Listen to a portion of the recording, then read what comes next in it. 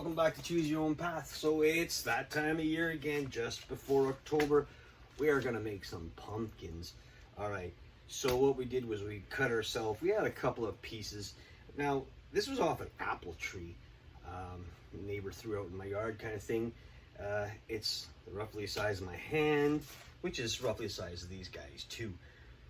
So we're gonna get ourselves set up and we're gonna show you guys how I carve pumpkins. So basically, first thing I did was I just took you don't have to take a measurement because you know a pumpkin's only so big. So what I did was I just drew a square on the top, right? That's where the stem's gonna be. Then I just outlined kind of how deep I wanna go. This one's a little bit odd. It has sort of like a bump here, like a burl or something like that, which is fine. Got 3 more to do. Just gonna knock them out like that. What we're gonna do is we're gonna cut the 4 corners. We're gonna cut around it, take that piece off. That insert, like this, should stay there. All right. Then what we want to do is round off the edges, top and bottom, using the jaw horse. Great tool to have. You guys invest in one. It's better than just a normal sawhorse. You can, like I used to do, just take an old. I took a piece of wood and I poked a big spike in it, and then I'd lay that on my sawhorses, kind of screw them in there, and just slam the piece down there. This way it doesn't move. You don't want this moving while you chainsaw, guys. When the chainsaw is going, this thing has to stay put. That's important. So I'm gonna get myself set up, put on my chaps, put on my safety gear, get my chainsaw fired up. We're using the 211 again. That's the one we were using. This is my frustrated incorporated shirt. You wanna read it? You can read it. Fit in or fuck off. That's the way it is in Canada, guys. You know what? Love to have you guys on the show. Love to see you guys making comments. You know what? If you got nothing good to say, don't fucking say nothing at all. Basically, there's people out there that just want to make trouble. Don't do it. Don't be one of those guys. I ain't one of them. Sometimes I can be, but I'm not. So stay tuned, guys. We'll get this set up. Right. All right, guys. So really important tip: make sure your log is secured. You know what? Always make sure you got a sharp chain. Do not cut with a dull chain. Ain't gonna turn out good for you. So we're gonna set it up so that you can see what I'm doing, but my camera keeps on falling down. So I wear chaps, I wear ears, and I got a face shield kind of thing so wood doesn't go flying and nail me in the head. Some of the guys aren't wearing any of that stuff. You know what? That's on you. If you get hurt, don't come crying to me. I've seen it. I've been around people that got hurt. Ain't really good for you. Okay? So let's get this going.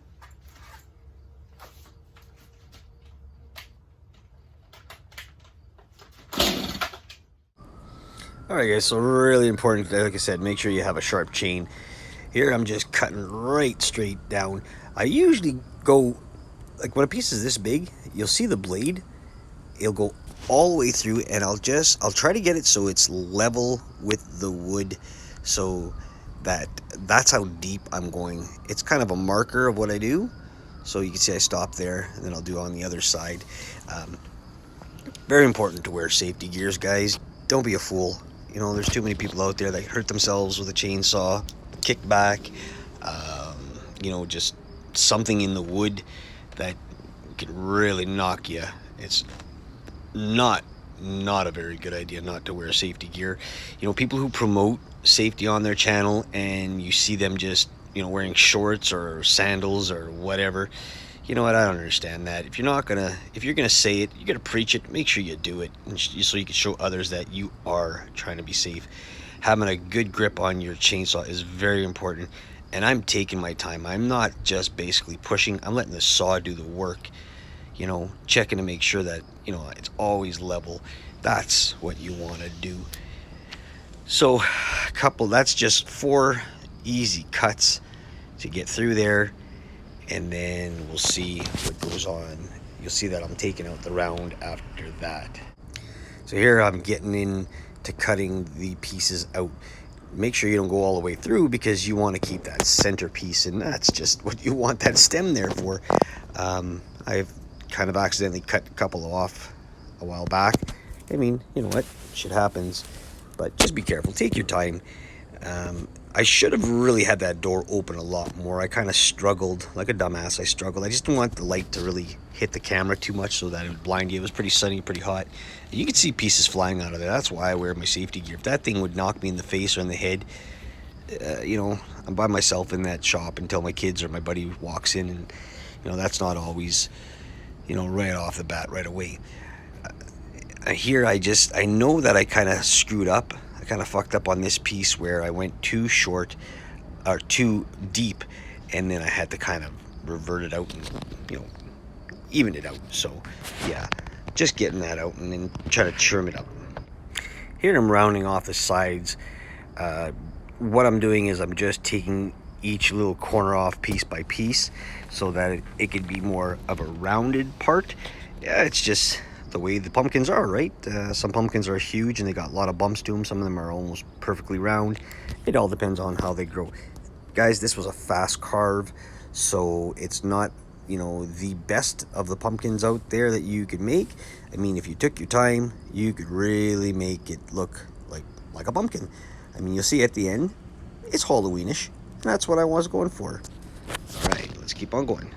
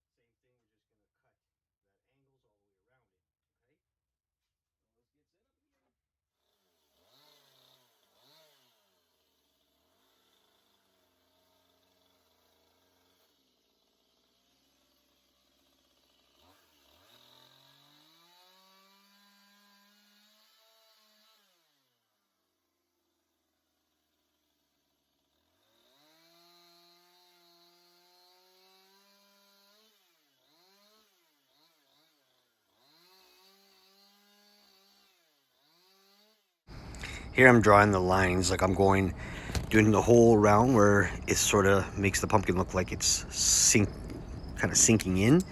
So I didn't take a measurement. I just basically eyed it out to see how many lines I wanted to go all the way down and follow through. Not too deep, but deep enough. And then basically what we're gonna do is we're gonna do a little bit of side cut. So turning the saw just a little so that you can cut out the sides, almost making like a triangular to get into it.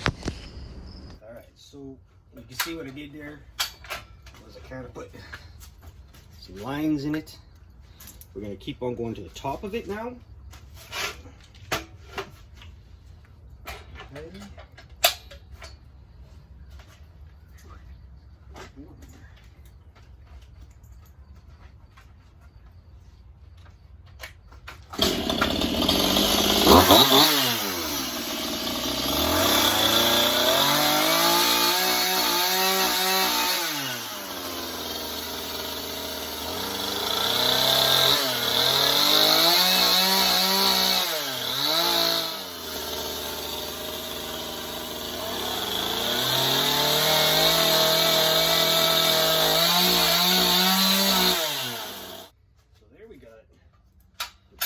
shape of our pumpkin.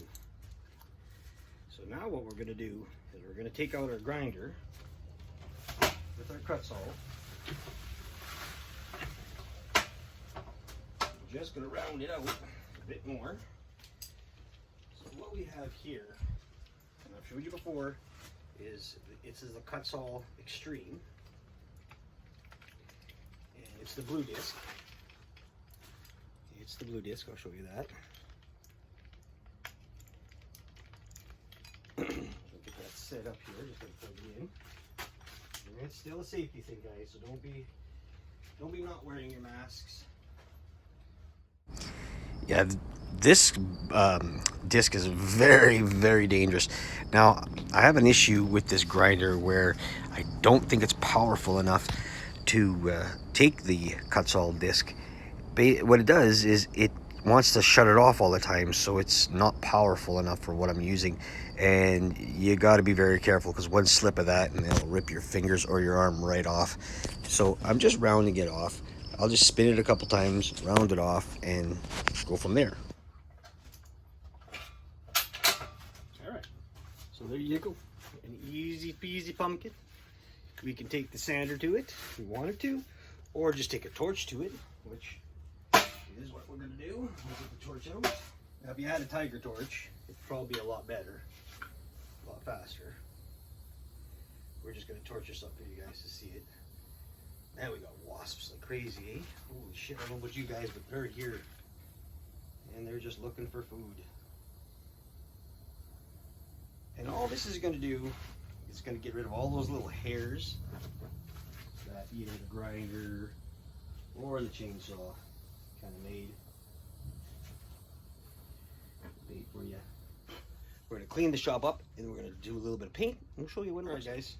So we're just going to use real orange. Got it on our Lazy Susie, and all we're going to do is give it a spin, a couple of shots. Don't worry about the top, we're going to paint that black after. Just want to get some orange all the way around it.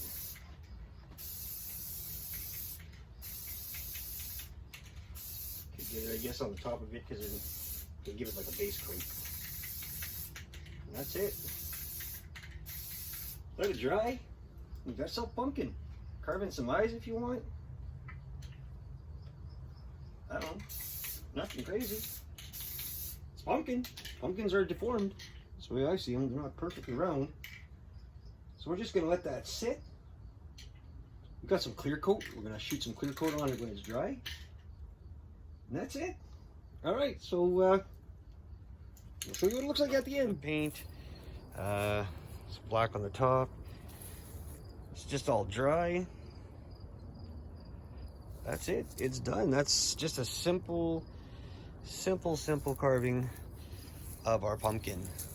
Well, it turned out okay. Kind of cheesy, whatever. And easy 25 bucks. You know, people don't want to carve pumpkins anymore. I mean, that was just the face I just put on there for the fun of it. So yeah. All right. So, like I said before, like, subscribe, and share. Tell all your friends to come on for the next one. And I still got a couple more. You can see them over there, way in the background there by the blue tarp. Got some more there. I'll put that. Having a fire. Caught up. There's all this stuff I was carving and burnt. So I'll post this up.